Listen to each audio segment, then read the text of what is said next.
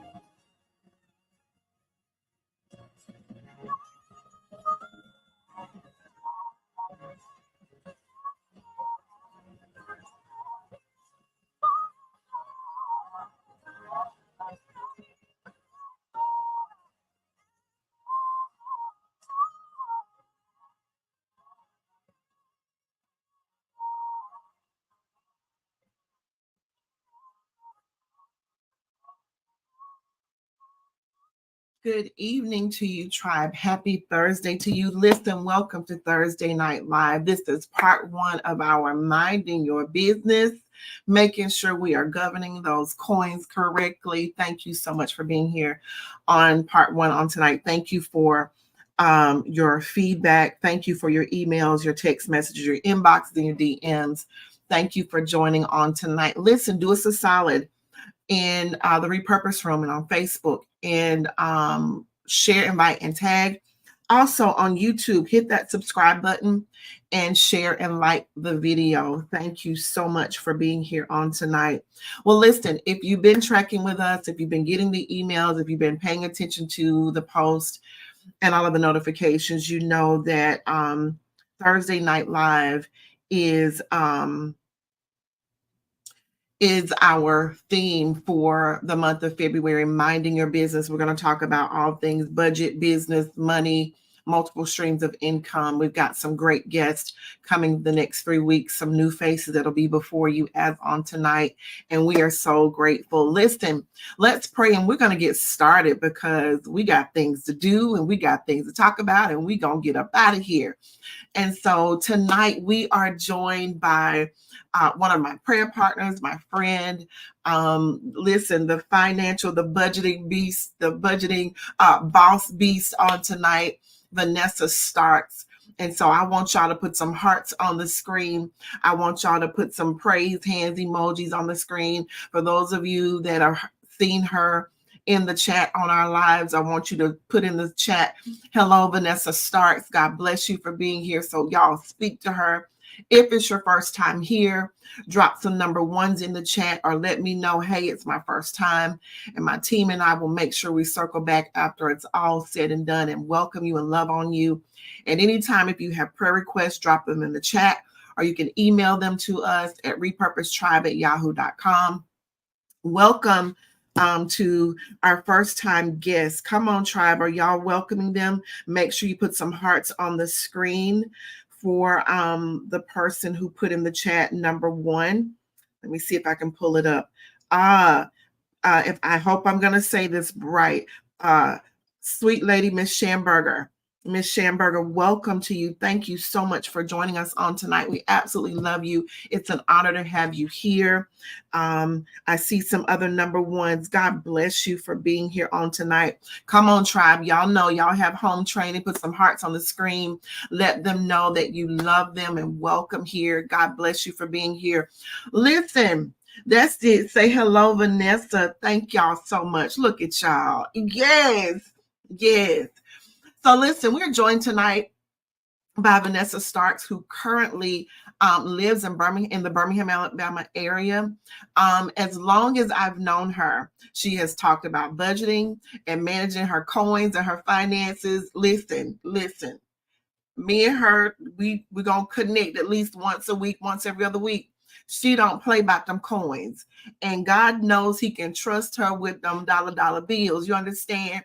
And she's always talked about budgeting, managing her finances. So I wanted to have her on today to hopefully I know she's going to drop some helpful and very valuable nuggets and tips and information that will cause some positive change in your budget and or starting to budget or encouraging you to set out and to move towards your financial goals. Listen, we know in the church world, most of our prayer requests are about financial issues, finances.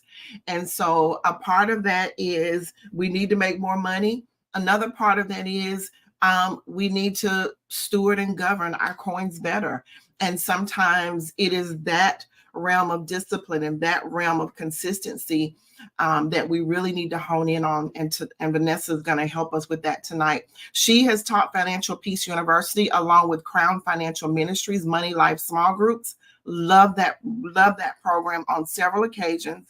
She's completed the Financial Coach Master Training to be a financial coach and has passed the HUD Housing Counselor Certification Exam. Come on, I need an applause button.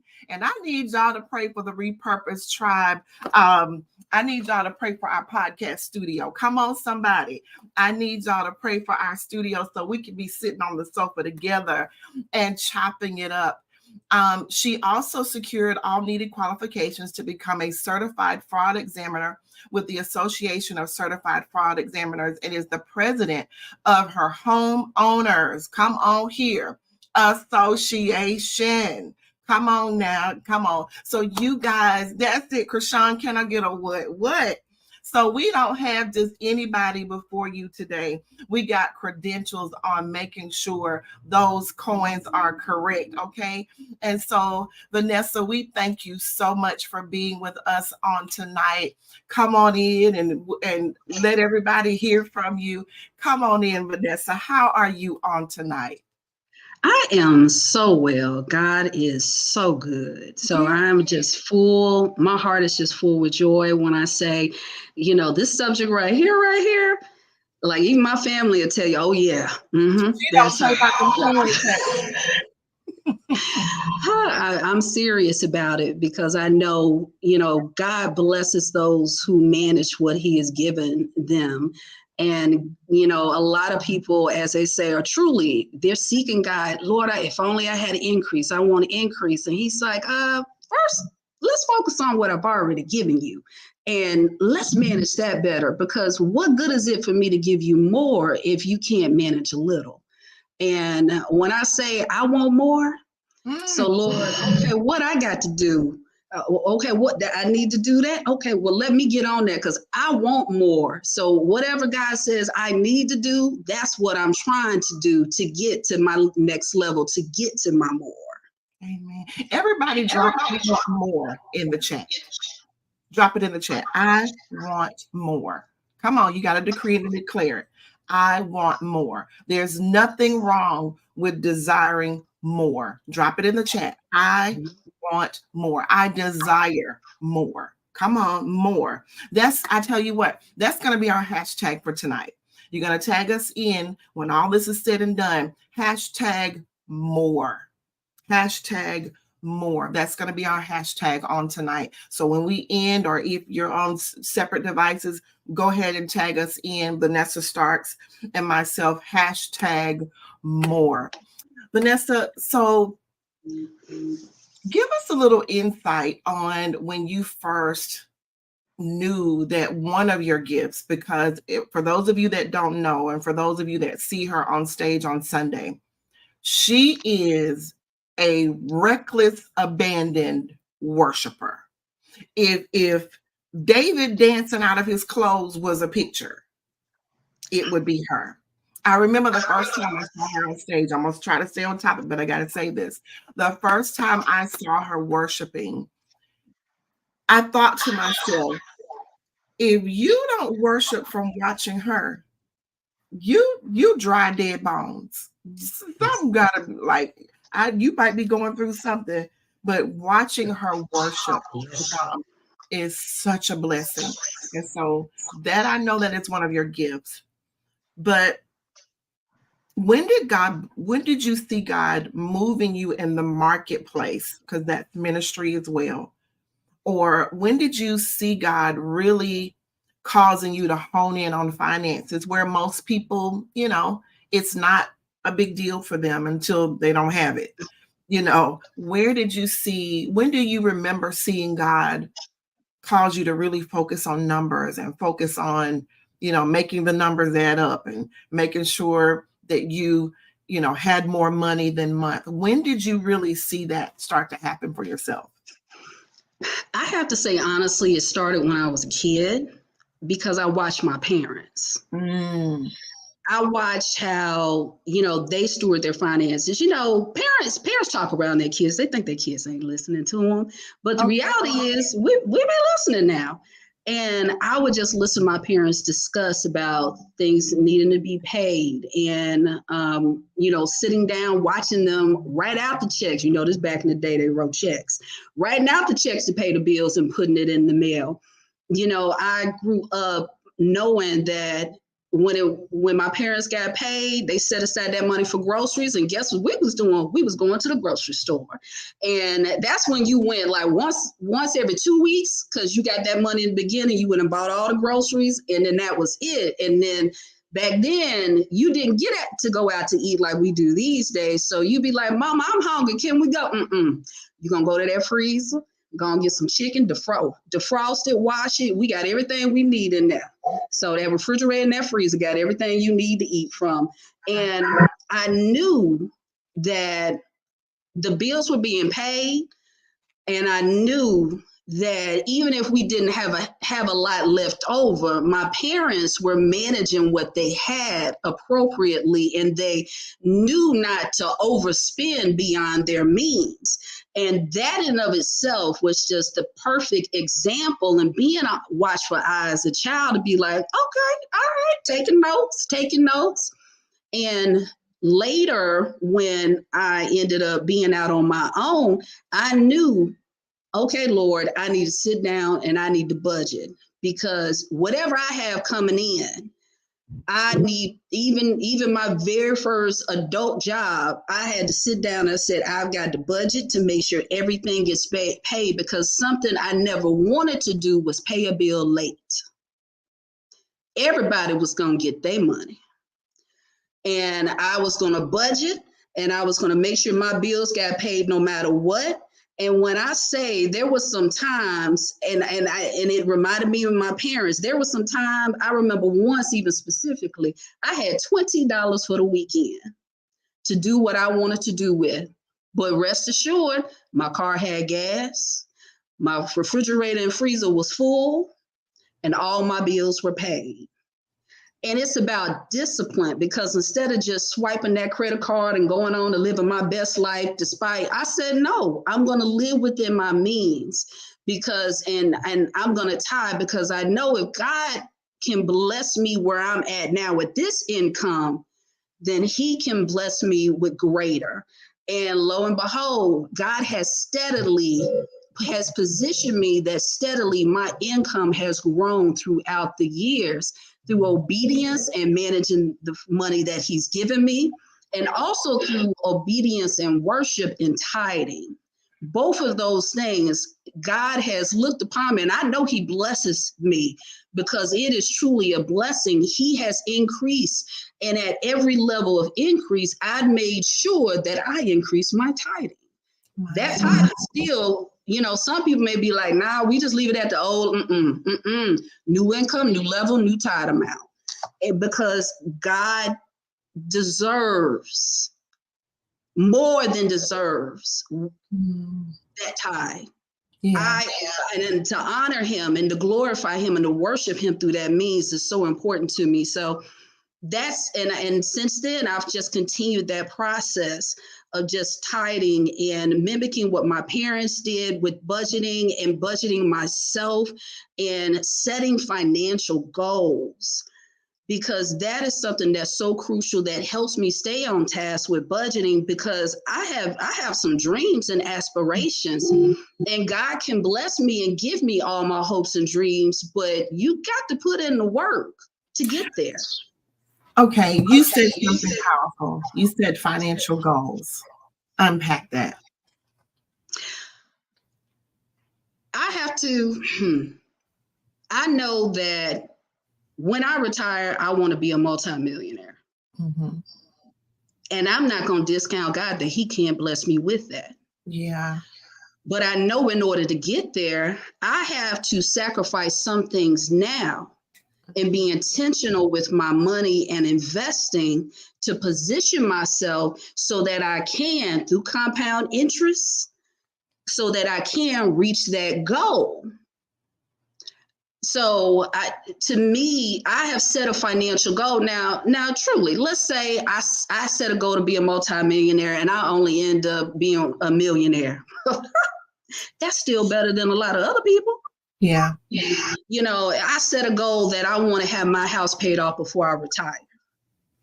Some people don't even have a house right now, and they want that, but they haven't positioned themselves to be able to financially get approval to get a home, to get into a home. So even as you talk about financial goals, we hear that is a long term. Talk about the right here and now, short-term goals, that talk about what that means and what that looks like to live in the here and now. Because when you're talking about the retiring, and we're talking about, we could literally be talking about 10 years from now, like retirement age differs. It's not the 65 and 70 anymore. There are people retiring early. And so that's not even the number we're looking at. We're looking at the long-term goal and what it's going to take with the compound interest to get there. Talk about the here and the now. So many people struggle in their finances. And again, money and sex and relationships are the two things that people in the church want, but they're the two things that people don't really want to talk about. The work that needs to go into having healthy relationships and having healthy financial goals and healthy relationship with their money. When it comes, people just get me out of this. When when you want to sit people down and talk to them about what it's going to take, the work and the sacrifice and the saying no on the front end, tell us what that looks like. Say, for instance, and I've heard you and I have really talked about some personal things. Talk about, say, for instance, hey, there's a Sub-Zero refrigerator that I desire. And what is the short-term, thing that I need to do, because I've talked about it on here. I don't get my nails done. I bought a new set of press-ons today, honey. So listen, I'm listening to you, girl. So tell the people, what is it that we need to do? Because a lot of times the amount of money that we're making is not the issue as much as it is the management and the stewardship of it. Talk about that. The first thing you need to do is start out by working on your budget. But one thing I can say, people are good at swiping, but nobody ever goes to read the statement. Say that again, Stark. I want to say Dr. Stark. I want to say Dr. Stark. Say that again. But people are not good at going back and reading their bank statements. I mean, let me ask you this. Do you think people just kind of hold their breath and hope the card goes through? And the reason I asked that question is because, and I may have shared this with you when you and I have our talks, one of my children, we've been talking about their budget, and they said, and I said, well, you got to look at the numbers and something. And they said to me, I'd rather not look at them. And I said, well, you can't deal with and confront what you won't look at. So do you feel like a lot of people live in that hold your breath moment while they're swiping and, don't even listen to the, call or look at their online? They just hope, they just know that, okay, it didn't decline, so I must have a little something. How do you see that? I think some people live by overdraft protection. Oh, Jesus. Oh, and we got some banking gurus on here. Dr. Dice on here. Come on here. She probably all day, every day. Come on, Tisha. I think we have fear of finances. I think a lot of people did not grow up with an example of how to manage money. So then we become adults. Now we have responsibilities, but we don't have the basic skills because we've never been taught how to budget, taught how to manage our money, taught to live on less than what you make so that you can do the things that you want to do in the short term and the long term and save for retirement. We did not have that in the past, a lot of people, and have that mimic, so we don't know how. So we live in fear. We saw people living in fear a lot when it came to money. Oh, we don't talk about money. And we have that in our families where we don't talk about money. But the problem is, if you don't let people know that you're struggling, A, how can somebody help you? Or B, how can you get help if you don't let anyone know? I don't know. Look, I'm making, literally, I've seen people make $500,000 a year and don't know what a budget is. Yep. So, but we have got to be honestly, we've got to turn that fear over to God and say, Lord, I'm scared. I'm not strong in this area. and I need help. And then we have got to go and seek help. Now, that might mean taking a financial peace university class and investing in that. That might mean, finding some different type of money management training or videos on YouTube. That may mean going and buying a book or going to the library and checking you one out that talks about managing money better and budgeting. We have got to educate ourselves, and we have so many different platforms to do that these days, but we're not seeking it. But at some point, you got to sit down, as they say, put your big girl panties on and the big boy pants on, and go on and sit down and really just look through your transactions and see where all your money is going. Because when you see the truth, Hold honey, your you're gonna be mad at yourself. Breathe. Letitia Dice, who is a banker, she said people don't even know how to read their statements, and don't even know what that looks like. Or like you just said, sometimes you would be shocked when you really sit down and write things out in black and white that, oh, I literally went to Starbucks 6 times this month. What?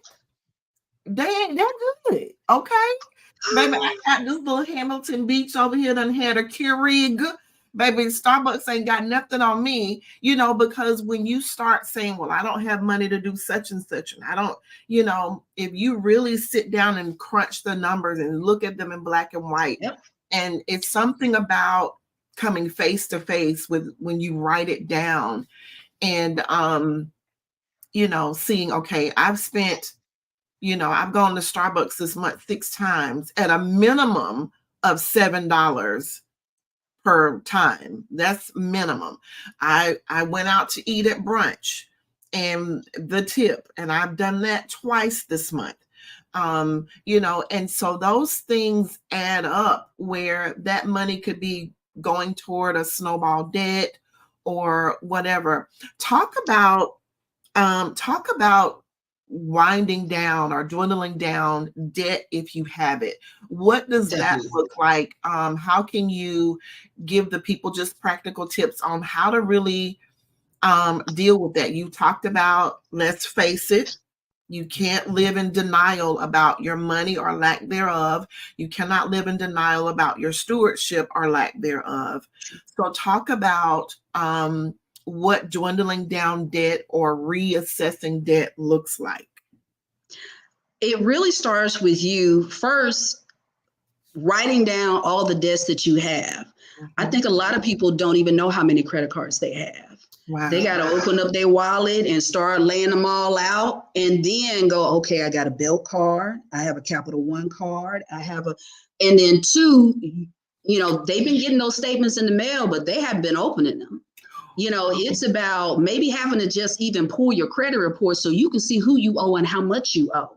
Right. And then 2, look at the statements. People probably don't even know how much they pay in interest. And that 20% or, 15% or 30%, you're just throwing your money away. So we really should write down a list of all the debts that we have from smallest to largest. Write down what those minimum payments are, because if you hadn't been paying them and you have room in your budget, you need to start. And then you need to start pay them on time. Pay them on time. Pay them on time. Pay the minimum on time. Then you're going to start with the smallest debt. Let's say all you have is an extra $50. Once you paid all your other expenses and paying the minimum on your debt, you only have an extra $50 left, and you have a $200 credit card balance.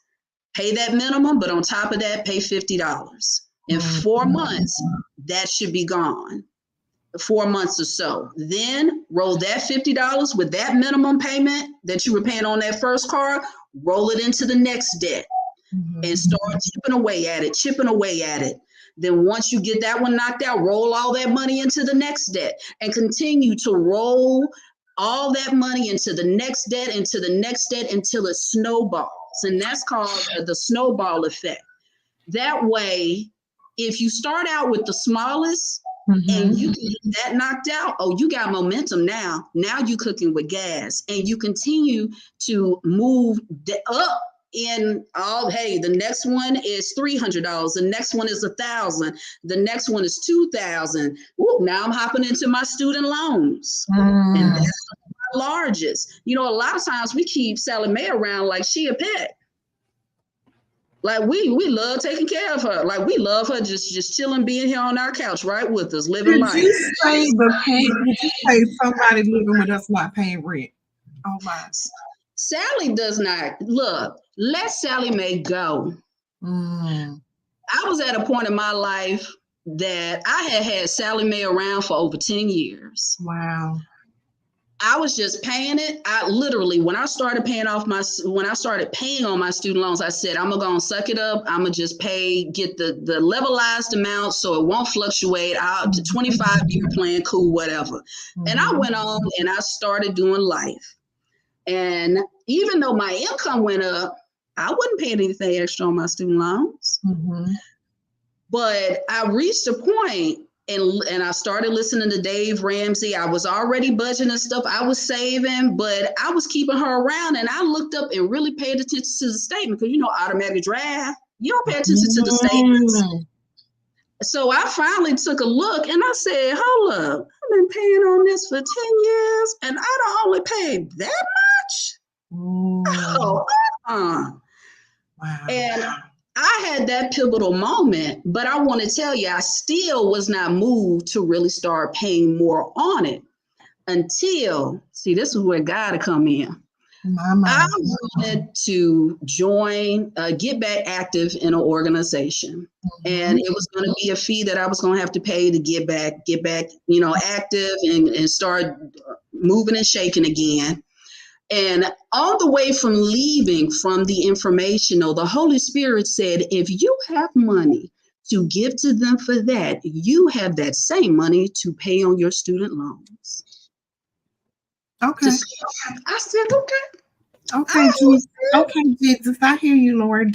Y'all, he straight called me out of my car. Wow. I was like, I hear you, Lord. I hear you. And that's when I sat down.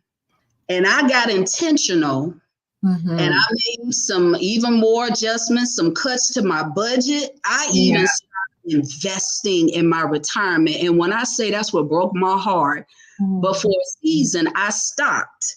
And in 15 months, I was debt free and paid off my student loans. Okay. Let's unpack a couple of things you just said here because the repurpose room is going in on the comments here. Let me go back to Mother Angie's. She said, I still keep a register and balance it to the penny. That's Mother Angie Reynolds. She don't play by her coins either. She old school. She said, I still keep a register and balance it to the penny. You said something about the snowball debt, and I want to make sure that we go back and give people clarity on this. When you have that extra money, you're saying at the end of the month, and you're putting it towards your smallest debt to the largest. Let's make sure that we clarify with the people that when you pay extra on something, make sure that you specify to whoever you're paying it to that this goes towards the principal and not the interest. Okay? Yes, ma'am. You drop that in the chat. I'm paying toward the principal. It's about the principal, and I'm not paying more money. I'm not giving principal on the interest. I'm not paying the interest forward. And let me say that is really important with student loans because in the fine print, like literally when I paid my student loans, I had to put a letter with my check that explicitly told them that this was going towards the principal. So you got to read the fine print when you're paying extra on a debt that they're not going to just pay the interest ahead. Yep, because they will. Yes, they will. They will gladly take your money and do that. Yeah. You know, even on your mortgage, if you decide to pay extra on your mortgage, there's a principle to where you can just specifically apply additional money towards your mortgage. Yep. Okay. So I want you guys to put that in the chat. Say it. I am not paying interest. I ain't giving interest no attention. Okay. I'm putting, we're literally putting those extra coins towards the principal, to make sure that whatever we're paying off early, that money is earmarked. But you don't just send it in one lump. And if your payment is $200 and you send $250, they're going to put all of that toward, they're going to put it towards interest and maybe only put $10 towards your principal. You have to write them and be very specific about where those coins are going, where that money is going. The repurpose room is going in, honey.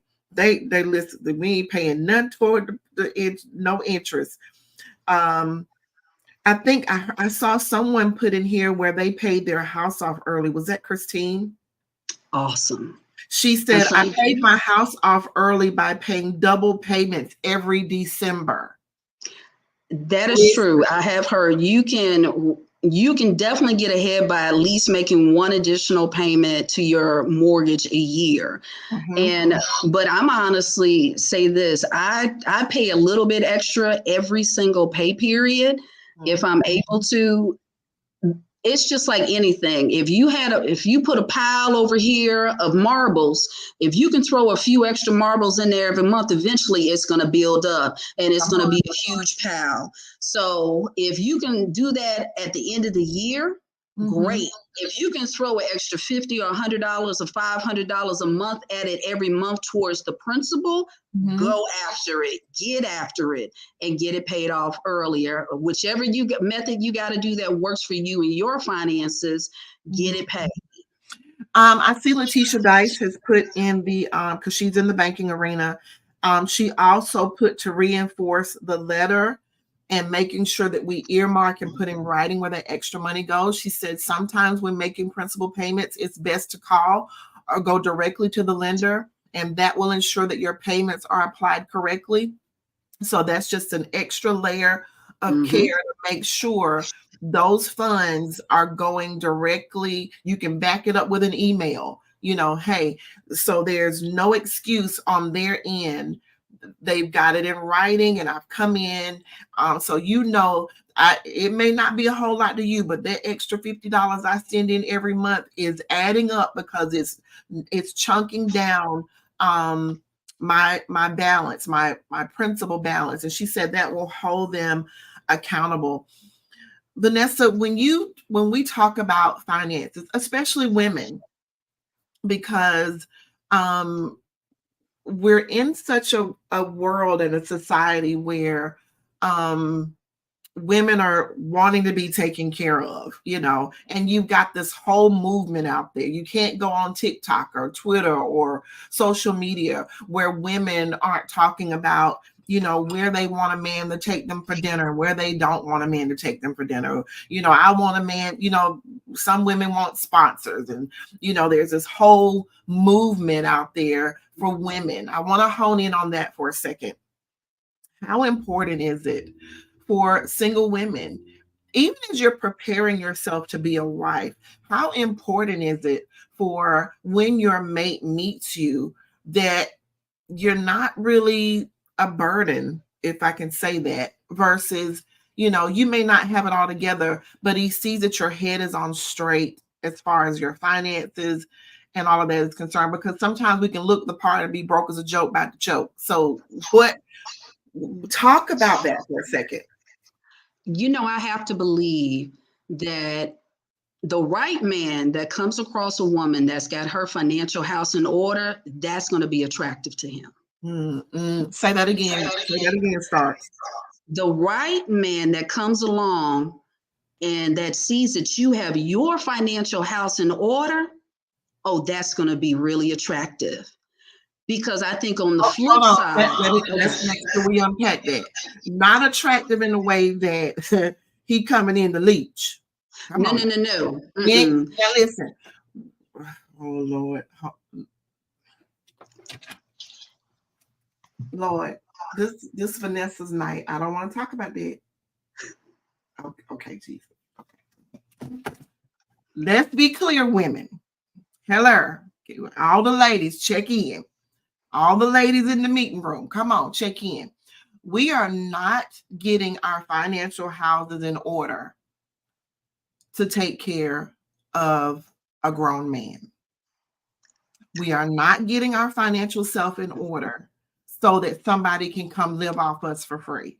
No, ma'am. We are not getting, because you said something very powerful that I want to unpack spiritually. When a woman has her things together, it's attractive to both Boaz and Bozo. So let's be, Mornisha Beal is falling out rolling over here. Let's be clear. We're not getting ourselves financially together, whatever that looks like, to be taking care of grown men, to be letting people live off of us. Okay, carry on, Vanessa. I'm done. I agree, because my statement to that is I can be good. I'm good all by myself. Now we desire. I'm good. I desire, but if I got to take care of somebody, it's like I'm good. I just get a pet and I'll take care of that pet and then go live my best life. If we're going to have each other's back in finances, number one, we've already got to be married. We've got to be married, and we've got to both be working towards a goal. Now, if something happens within the marriage, hey, we got each other's back until we get to a better place. Okay, we want to make sure we clarify that. Go ahead, Star. Definitely. But you know what? It just matters. And here's the thing. What if your Boaz doesn't come until you're 45? Oh, my.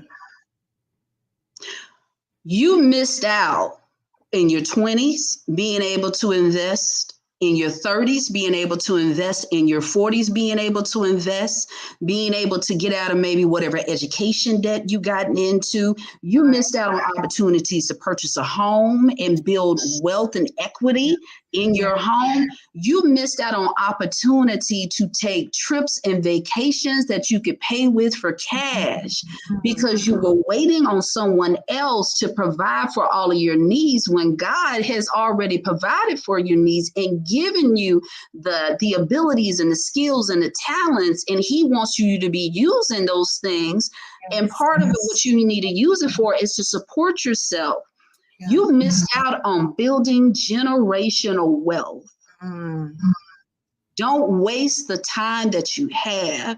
If especially if any of you have any teenagers, or if you're in your 20s is the best time to start putting money in. If somebody put a lot of money in investment when in their 20s and they never put another dime, that compound interest between their 20s and turning 60, they're gonna look at that account one day and have triple.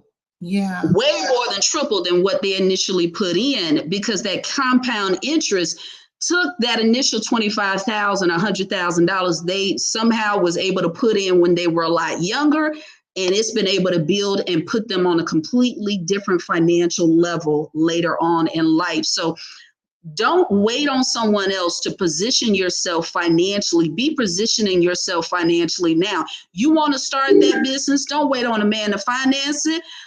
You budget, save the money you need to, go see if you can get a grant. You do what you need to do to go and start that business and build that empire. Right.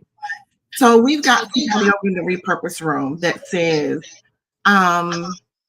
and I'm not going to call her name because the repurpose room is a private room. And so here it is. She says, I'm honest to say that I was not used to making over $15 an hour, and I went bananas spending crazy.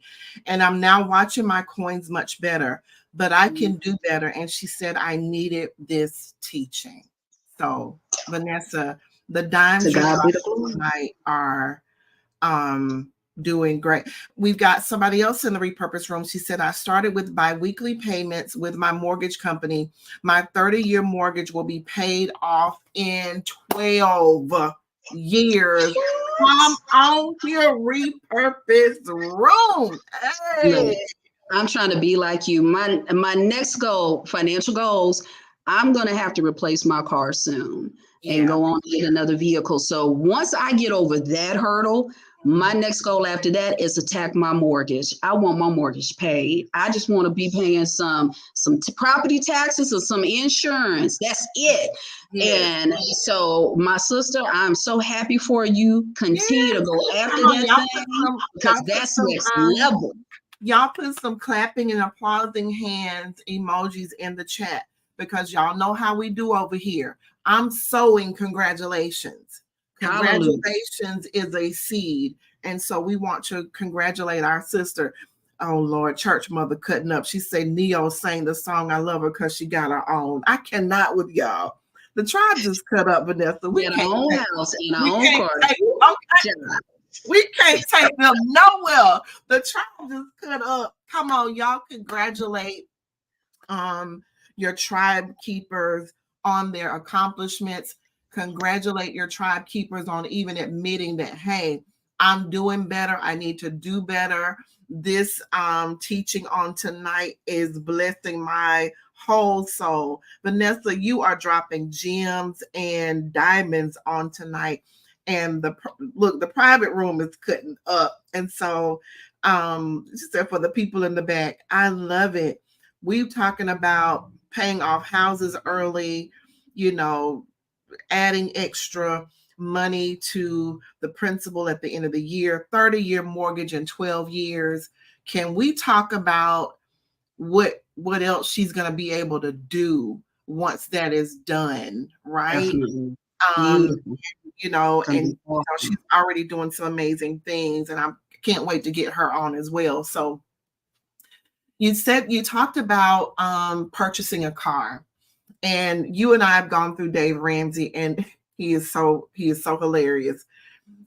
I think he would rather eat nails than pay a car note. Like he is like dead set against car notes. Like he goes ham over car notes. And some people don't believe in that school of thought. If you're able to do it, he says even if you don't purchase brand new because of the depreciating asset and all of those things. What is your thought on that? Because a lot of people I know people's car notes, their car notes that are coming out of their home, especially if you include husband and wife, can almost equal what they're paying in their mortgage, if not more, when you include insurance, maintenance, and all of those things. So what are your thoughts on that? I have to say, for example, my last vehicle, my car was going out. Y'all, I drive cars I just about can't drive them no more. That's Say it again.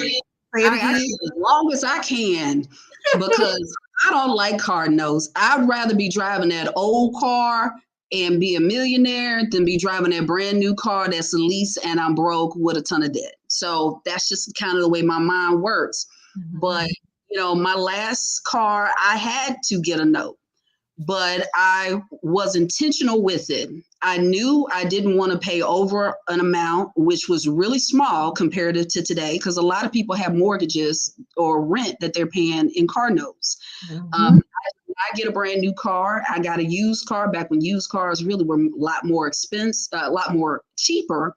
Mm-hmm. And I was intentional. I ended up getting a loan for 48 months at the amount that I wanted to pay. But I ended up paying it off in 24 months.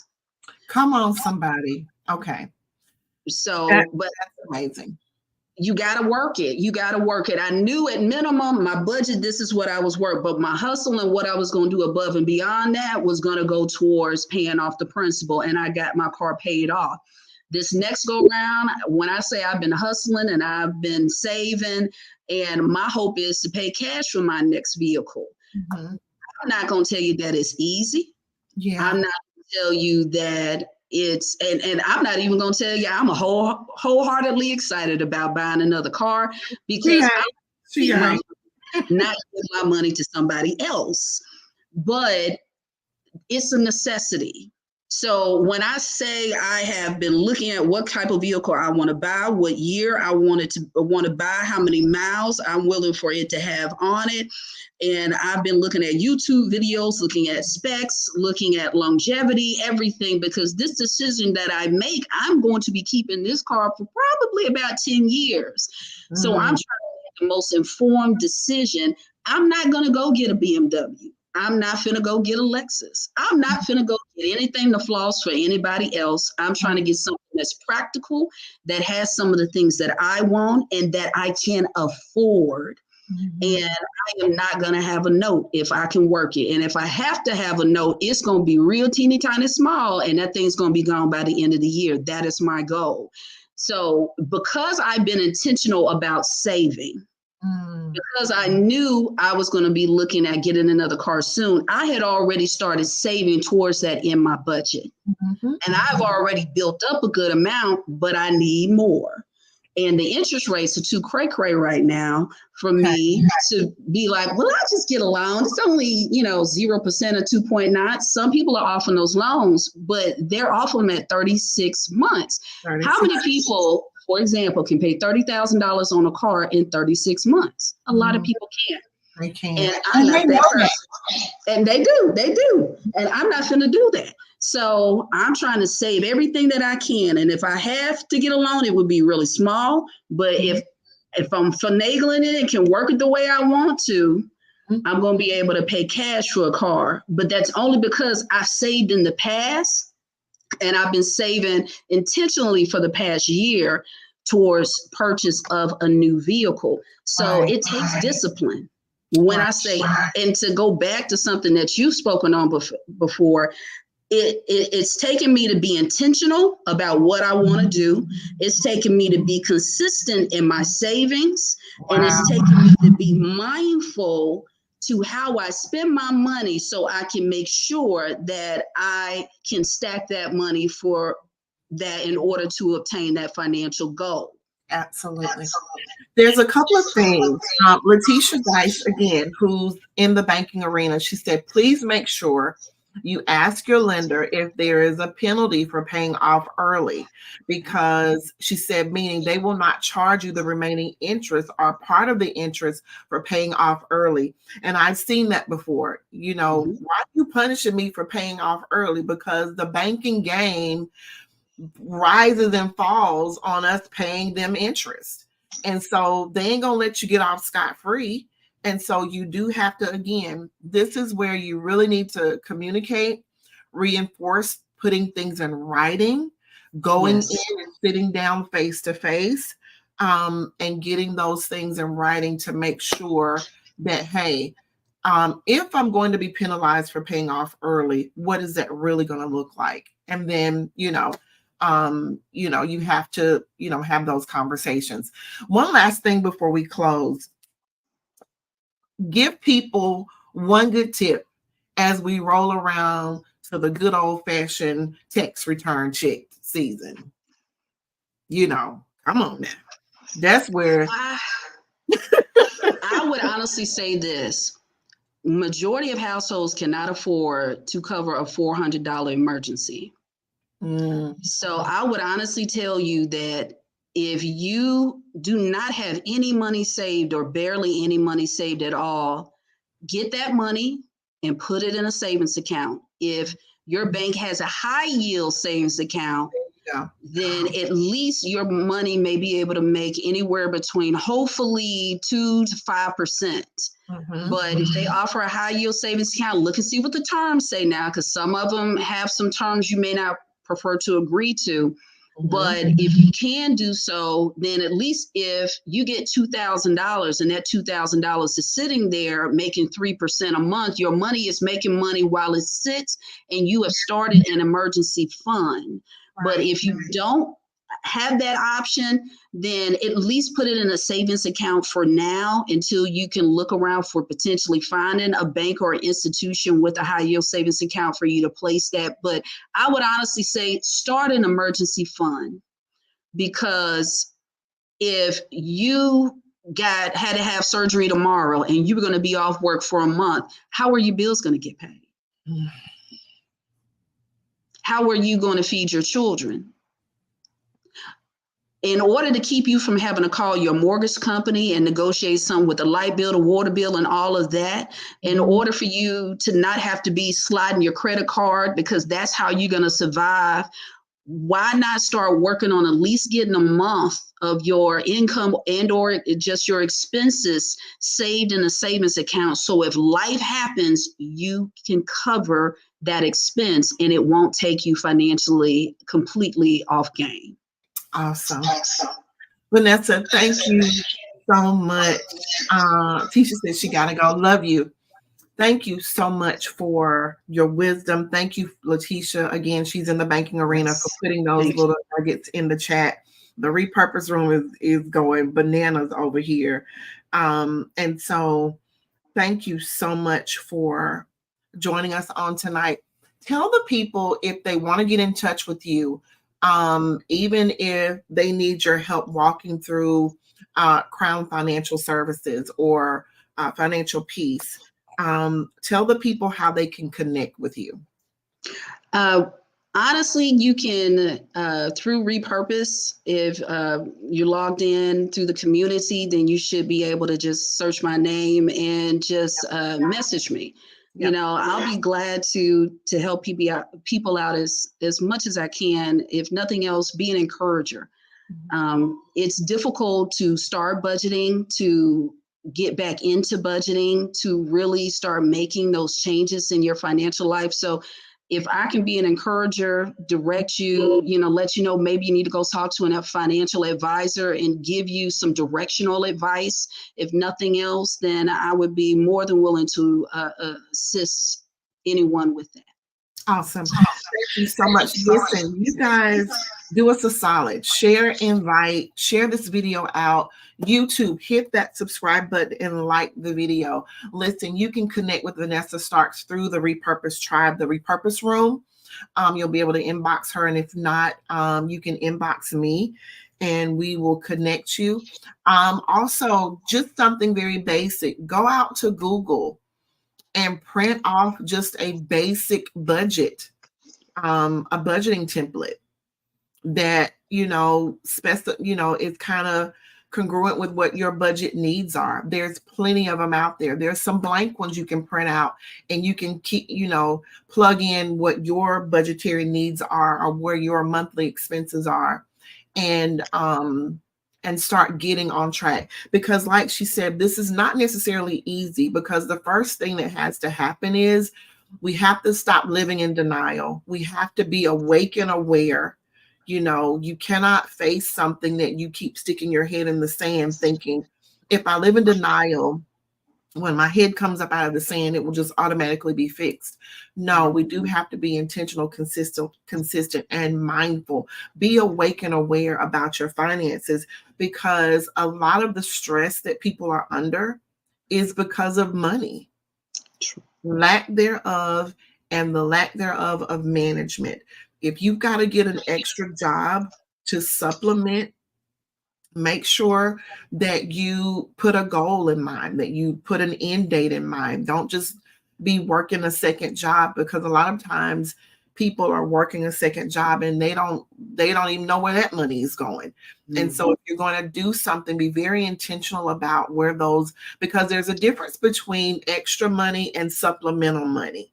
And we're going to talk about that when one of our other budgeting people comes on in the next couple of weeks. And so we're going to go even deeper and even more into your coins this month. Again, Vanessa, listen, I absolutely adore you. I love you. Thank you so much for doing life with me. Thank you for coming tonight and sharing your story, sharing your love and the gift of how you're able to budget and help people do that. Thank you so much. Listen, if you guys have questions, continue to put them in the chat. I'm going to go back and look through those things later, but I think we've read off and congratulated everyone on tonight. If you got prayer requests, inbox me. Listen, we'll be back here tomorrow morning, actually, for Faith Friday. Again, Vanessa, thank you so much for being here. Come on, tribe.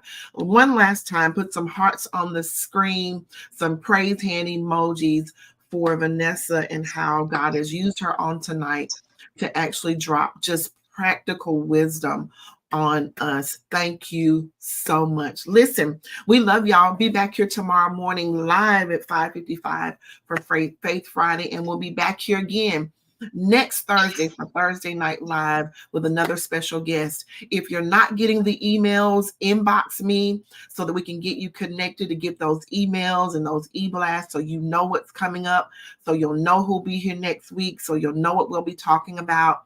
And so get connected and stay connected, because listen, this is the year of the stretch. And listen, we might as well start with them coins, because some of y'all ain't making them stretch far enough and we need help. And so, Vanessa, I love you. Listen, we love you guys. Awesome. There are hearts going off in all of the rooms, Vanessa. Everybody is sending so much love. Y'all connect with her. I love you, honey. Y'all have a good night.